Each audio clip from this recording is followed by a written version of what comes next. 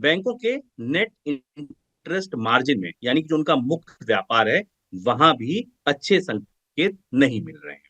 दिसंबर तिमाही के दौरान कई निजी बैंकों की एसेट क्वालिटी में गिरावट देखने को मिली है। बैंकिंग व्यवस्था में घटती लिक्विडिटी और डिपॉजिट पर ज्यादा लागत की वजह से उनके नेट इंटरेस्ट मार्जिन घटे हैं।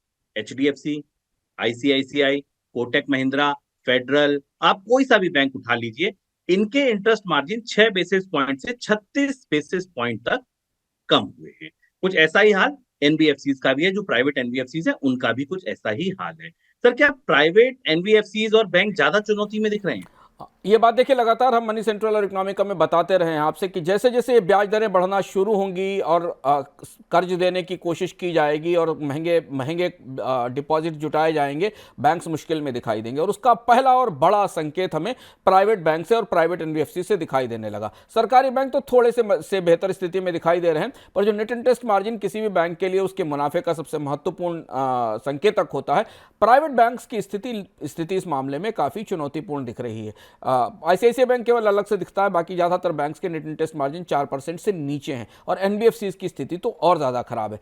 एनबीएफसीज के पास जो कस्टमर लोन्स हैं वो महंगे कर्ज पीछे से लिए गए हैं, क्योंकि रेपो रेट बढ़ने के कारण सरकारी बैंकों से या बाकी बड़े बैंकों से जो उनको कर्ज दिए गए वो महंगी दर पर दिए गए। दूसरी चीज़, उन्होंने अनसिक्योर्ड लोन दे रखे हैं, जिनके बारे में हमने आपको बताया कि ज़्यादातर कर्ज पर्सनल लोन या क्रेडिट कार्ड लोन पर हैं, इसलिए वहाँ खतरा और भी ज़्यादा है, उनकी वापसी ना होने का खतरा और ज़्यादा है।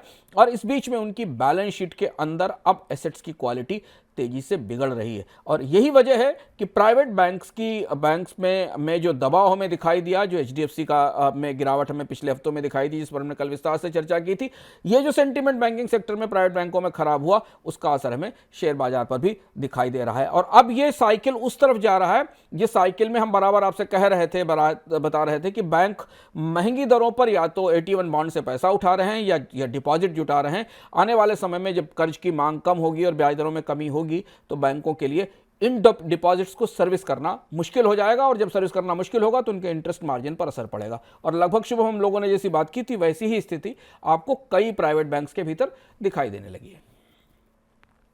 इस बीच बैंकों से जुड़ी एक और खबर ये है कि एटीएम बैंकिंग की प्रणाली को, व्यवस्था को बैंक मजबूत करने के लिए बड़ा निवेश कर सकते हैं। दरअसल अब जो एटीएम भी है ना, वो पूरे पूरे बैंकों का ही काम कर रहे हैं। आप बैंक में उसमें पैसा जमा कर सकते हैं, पैसा निकाल सकते हैं, चेकबुक की रिक्वेस्ट डाल सकते हैं, तमाम ऐसे काम है। अगर आप थोड़े से स्मार्ट हैं, बड़े शहरों में रहते हैं, वहां के एटीएम देखिए, तो वो तमाम ऐसे हैं जो आप काम कर सकते हैं एटीएम के जरिए, जो बैंकिंग में आप करने जाते हैं जनरली। इसके तहत अब क्या होगा कि एटीएम मशीनों को बदलने के साथ साथ नई मशीनों को भी लगाया जाएगा। करीब 40,000 पुरानी मशीनें बदली जाएंगी और 10,000 नए एटीएम स्थापित किए जाएंगे। बैंकों से एक जानकारी ये भी है, निश्चित तौर पर आपके लिए अच्छी खबर है अगर आप बैंकिंग करते हैं एटीएम के